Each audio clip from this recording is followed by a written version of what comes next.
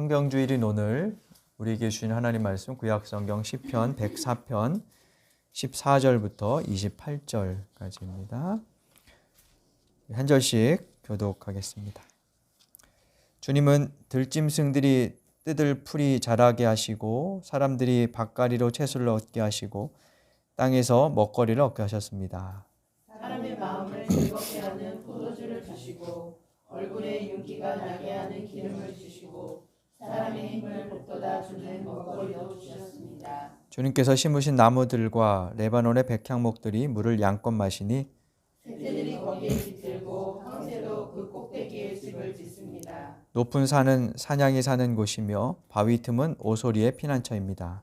때를 가늠하도록 달을 씌우시고 해에게는 그 지는 때를 알려주셨습니다. 주님께서 어둠을 들이우시니 밤이 됩니다.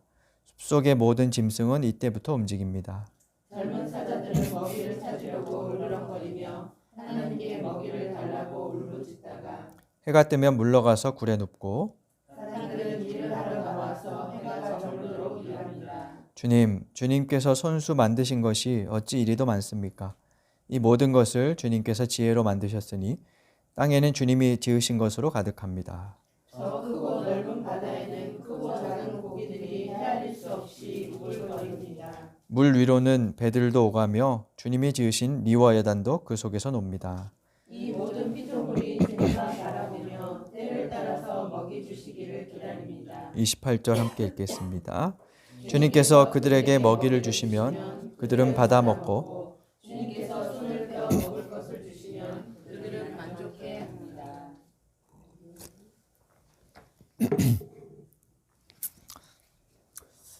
오늘은 한국기독교교회협의회가 1984년부터 지키기 시작해서 올해로 42번째 맞는 환경주일입니다. 우리 통합교단에서는 경건절제 환경주일 그런 이름으로 정해진 날인데요.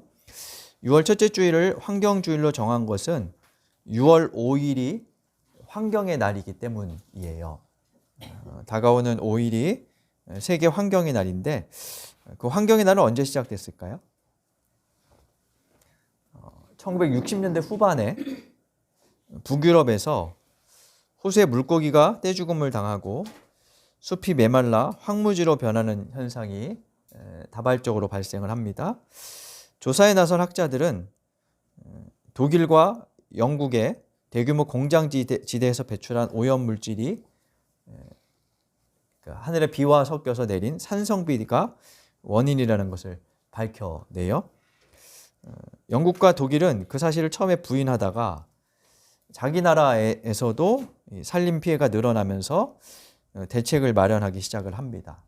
그리고 산성비 피해를 심각하게 겪었던 스웨덴이 지구적인 규모로 벌어질 환경 파괴에 공동 대응하기 위해서 모임을 제안하는데 그 모임에 한 국가의 이 환경 오염이 그냥 자국의 일로 끝나지 않고 여러 국가에 영향을 미친다는 것을 알게 된 세계 각국의 대표들이 참여하죠. 그래서 1972년 6월 5일부터 16일까지 스웨덴 스톡홀름에서 113개국 대표가 UN 관계자와 함께 환경 관련 국제회의를 열었습니다.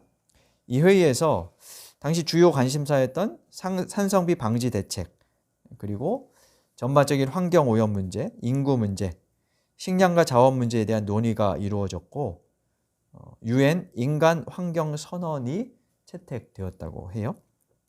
그 선언문에는 대기, 수질, 토양 오염, 해양 오염, 야생 동식물의 국가 간 거래, 또 개발과 환경 보존의 융합, 미래 세대를 위한 환경 보호 개선에 대한 교육과 지금 세대의 책임 등 당시 환경 문제 전반에 관한 내용이 담겨 있다고 합니다.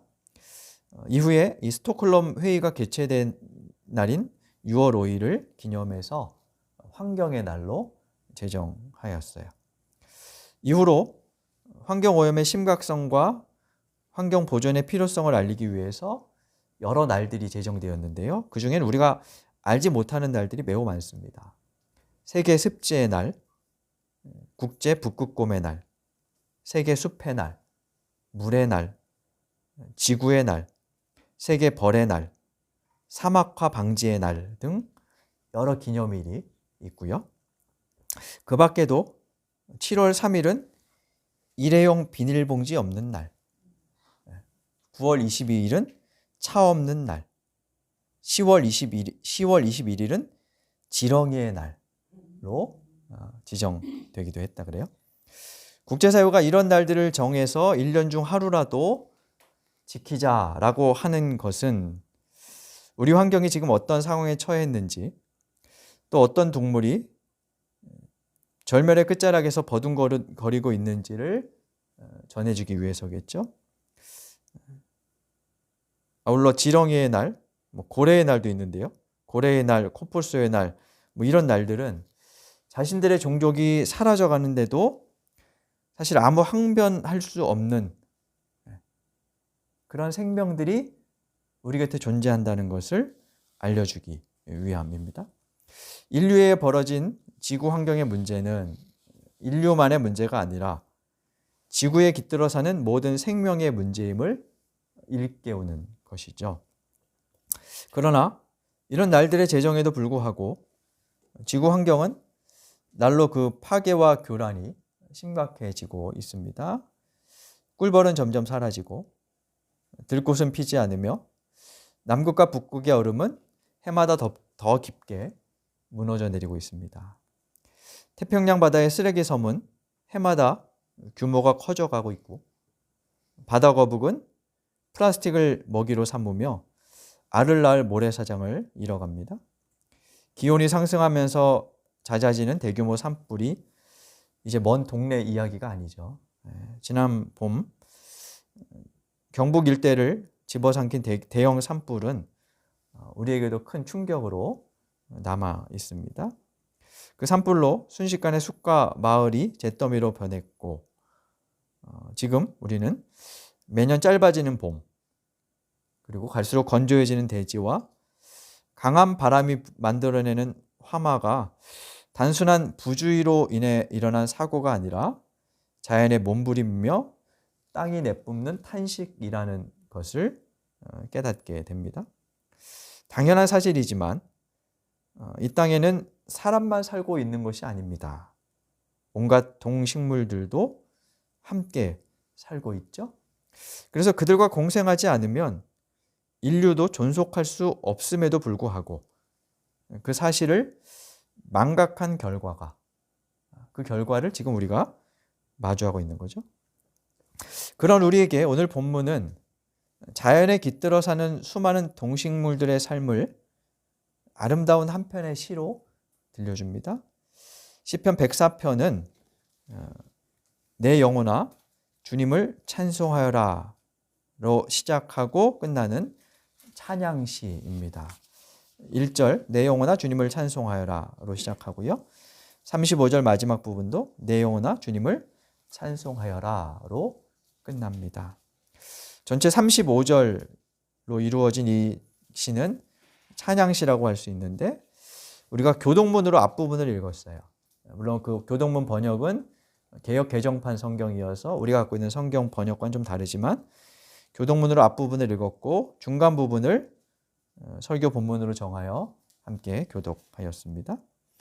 이 시는 앞부분에서는 자연을 창조하시고 질서를 부여하신 하나님의 권위와 위엄을 묘사합니다. 2절부터 보면 주님은 빛을 옷처럼 걸치시고 하늘을 천막처럼 펼치셨으며 하늘의 물 위에 누각을 놓고 구름 병거와 바람 날개를 타고 다니십니다.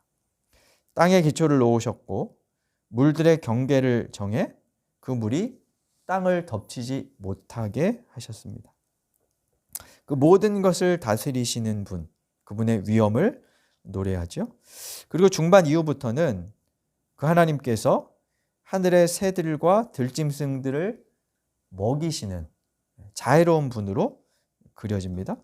10절과 11절에 보면 주님은 골짜기마다 샘물이 솟게 하시고 산과 산 사이로 그 물이 흐르게 하십니다. 그래서 들짐승들, 들나귀들이 그곳에 와서 갈증을 해결합니다. 하늘의 새들도 그 샘 곁에 깃들어 우거진 나뭇잎 사이에서 즐겁게 지저깁니다. 뿐 아니라 시인은 동물과 사람이 먹고 즐기도록 하나님께서 먹거리를 베푸시는 그런 은총도 노래하죠. 14절에 보니까 땅에는 들짐승이 뜯을 풀이 자라게 하시고 사람들은 밥가리 채소를 얻게 하십니다.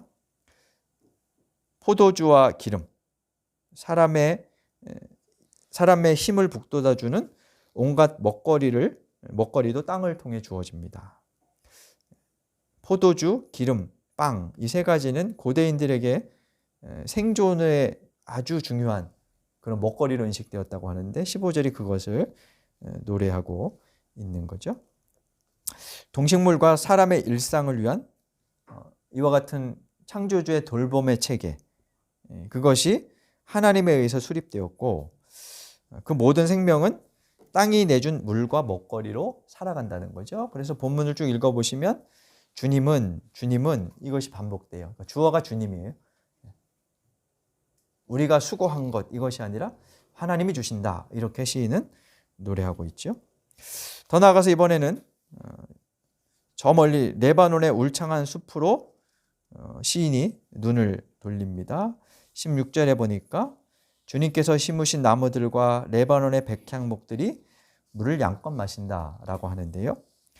고대 레바논에는 이스라엘 북부 지역이죠. 레바논에는 삼나무의 일종인 백향목이 자라는 숲이 많았고요.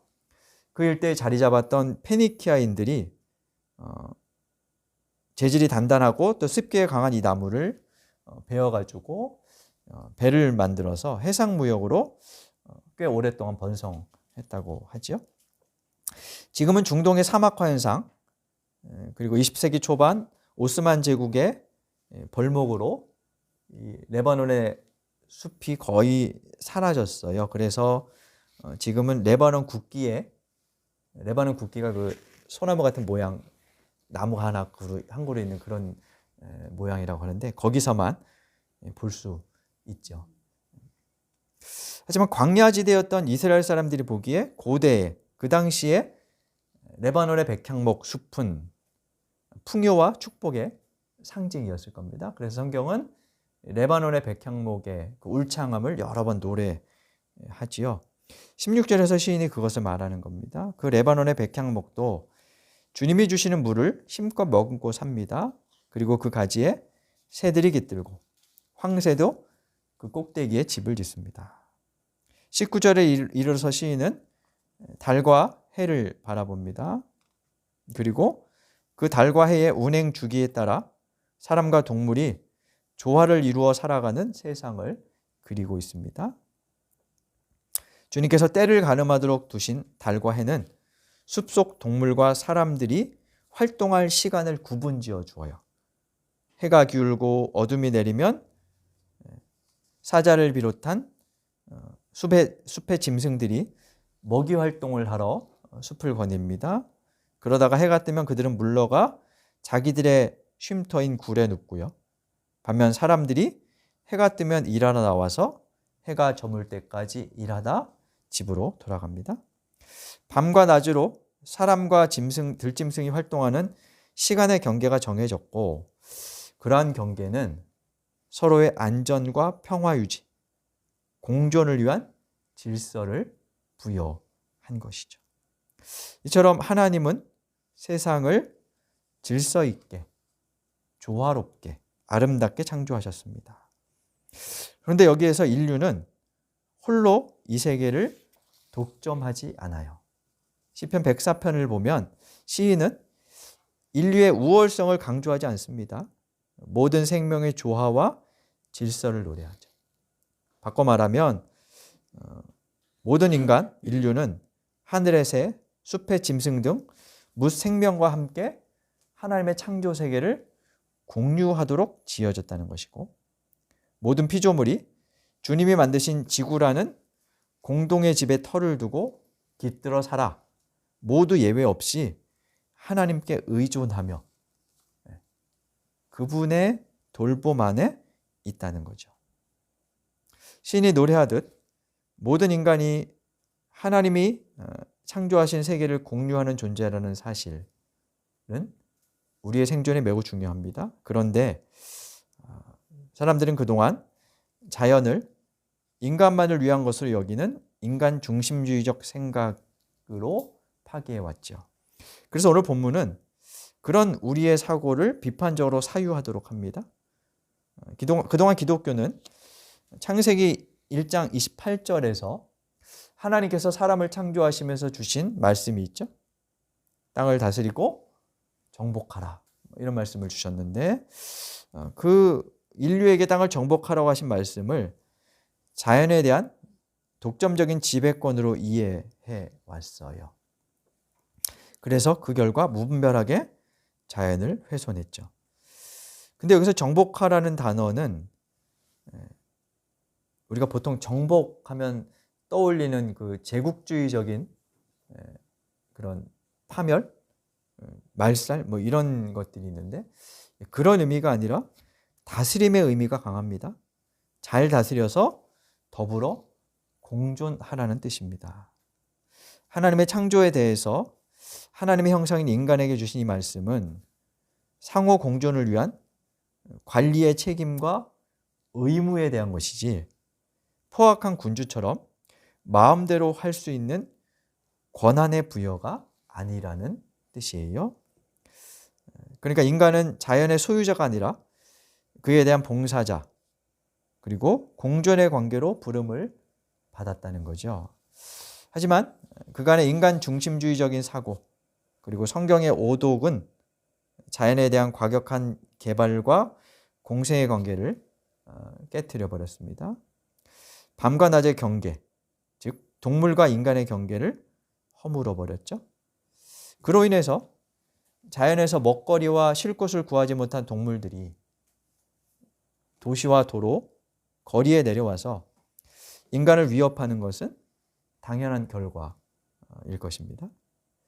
뿐만 아니라 속도와 빠름을 위해 하늘, 산, 땅과 바다 할 것 없이 사방으로 뻗어가도록 만든 길은 우리에게 편리를 주지만, 한편 그 길은 그곳을 거닐던 새의 길, 동물의 길, 물고기의 길을 가로막고 끊어버렸어요. 한희철 목사의 하루 한 생각이라는 책에 새의 길이라는 짧은 글이 있습니다. 이런 내용입니다. 창밖 맞은편에 집 한 채를 새로 짓고 있다. 연립주택이지 싶은데 몇 층까지 올리는 것인지 제법 높이 솟아올라 창 하나를 거반다 가렸다. 창을 통해 내다볼 수 있었던 하늘이 그만큼 좁아지게 되었다. 저렇게 높은 건물이 들어서면 달라지는 것은 풍경만이 아닐 것이다. 바람의 길도 달라질 것이다. 바람에게 어디 정해진 길이 따로 있을까만 바람은 자연스레 저 건물을 비켜 지나갈 것이다. 새들의 길도 달라질 것이다. 얼마든지 자유롭게 지나가던 공간을 이제부터는 조심해서 날아야 한다. 익숙한 대로 날다간 벽에 부딪히고 말일, 더 높이 비상하여 지나가든 옆으로 돌아가든 다른 길을 택해야 한다. 우리가 당연한 듯 어떤 일을 할 때도 누군가는 그 일로 인하여 다른 선택을 해야 한다. 우리가 하늘로 들로 산으로 강과 바다로 지하로 길을 놓는 사이에 그 안에 깃들어 살던 수많은 생명들은 어쩌면 이웃과 왕래하던 길이 막혔을 수도 있고요. 잠깐 집을 나간 가족과 생이별하였을 수도 있고, 자유롭게 날던 공간이 막혀 생명의 위협을 받을 수도 있다는 거죠. 지금 그 하늘길, 바닷길, 지하의 길, 산과 들을 깎아만든 고속도로의 혜택을 입고 사는 우리가 이런 글을 읽으면 약간 감상적으로 보이는 것 같아요. 그런 느낌이 좀 강합니다. 발전소 건설 덕분에 무더운 여름에 에어컨을 켤 수 있고, 추운 겨울 보일러로 난방을 하여 따뜻하게 지내는 문명의 이기를 누릴 수 있게 된 우리가 환경 파괴를 비난하는 것은 그래서 왠지 위선적인 태도로 느껴지기도 합니다. 그러나 그렇다고 해서 속절없이 파괴되어가는 자연, 심각해져가는 환경오염 문제를 그저 앉아 지켜볼 수만은 없겠죠. 그것은 지금 당장 우리만의 문제가 아니라 자연을 포함한 모든 사람, 모든 세대에 대한 문제이기 때문입니다. 그래서 오늘 같은 환경주의를 계기로 지구에 깃들어 사는 모든 피조물에 대한 우리의 태도와 생활 습관을 돌아보고 시편 104편 시인이 그린 조화와 공존의 삶을 위한 실천을 모색해야 하는 거죠. 그것이 그저 현대인의 삶의 문제가 아니라 신앙인의 문제로 받아들일 수 있어야 한다는 겁니다. 구체적인 실천 방법은 여러분도 이미 아실 것이라 다른 이야기는 하지 않아도 될 것 같고요. 두 가지만 말씀드리고 정리하겠습니다. 첫째, 여러분의 집의 크기를 넓히시기 바랍니다. 다들 큰 집을 원하실 텐데. 큰 집에 살면 여러 면에서 좋은 점이 있기 때문에 아마 그럴 겁니다. 그런 우리는 이제부터라도 내 우주의 크기, 내 집의 크기를 넓힐 필요가 있습니다. 이웃을 생각하고 인류를 생각하고 그리고 특별히 기후위기 시대를 살아가면서 지구가 우리 모두의 집이고 그리고 우리의 후손들의 집이라는 세계관을 가질 필요가 있죠. 그런 차원에서 우리는 우리의 집을 넓힐 필요가 있습니다. 두 번째로는 우리의 구원관을 교정할 필요가 있습니다. 그동안 우리가 가지고 있는 구원관은 영혼 구원이라는 전통적인 구원관이었습니다. 하나님의 구원은 개인적인 차원에서 이루어지고 여기서 예수님을 믿고 신앙생활 하다가 죽어가는 천국, 그것이 구원이다. 이렇게 생각을 해왔습니다. 근데 성경의 구원 개념은 사실 그것을 넘어섭니다.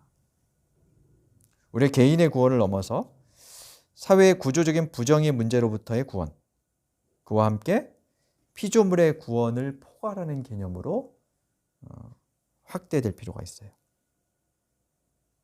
어떤 분은 그것을 누군가를 마음에 들인다 이런 말로 표현했어요. 마음에 들인다. 함께 잘 살고 또 구원받기에는 뭔가 거대한 담론을 통해서 이루어지는 것이 아니라 더불어 살아가는 온갖 생명을 내 마음에 들이는 일. 누군가를 내 마음에 들이면 어떤 일이 벌어질까요? 그러면 그를 대하는 방식이 달라지고 그에게 하는 말이 달라지겠죠?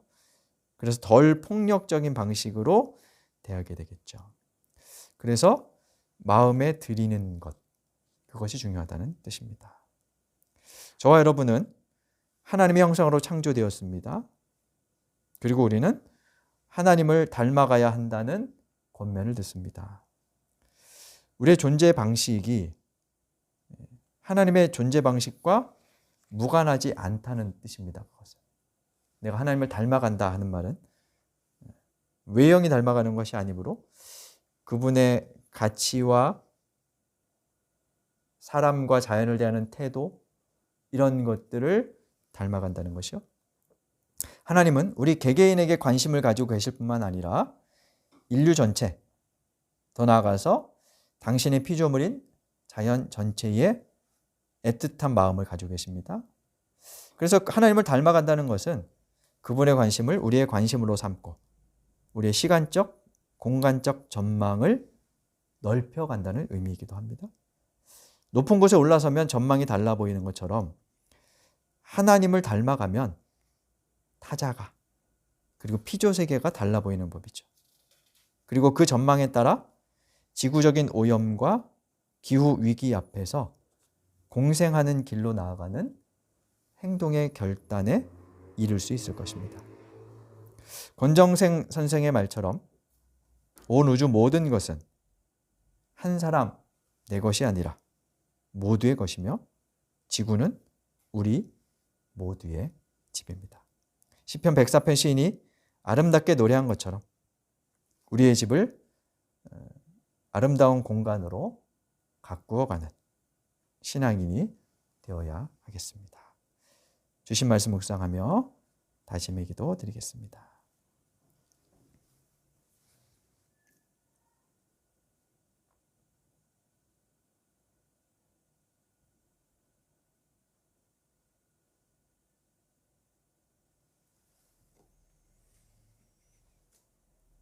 하나님, 환경주의를 맞아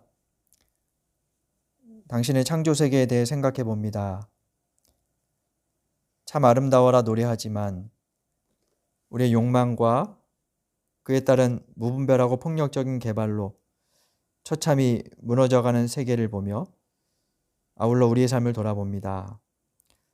이 땅에서 더불어 살아가는 모든 존재를 이제 회개하는 마음으로 우리의 마음에 들이게 하여 주시고 함께 구원받아야 할 존재로 여기게 하여 주시며 저희들이 하나님을 닮아 높이 멀리 전망하며 우리 모두의 집인 지구를 잘 보존하고 아름답게 가꿔갈 수 있도록 도와주옵소서. 예수님 이름으로 기도드립니다. 아멘.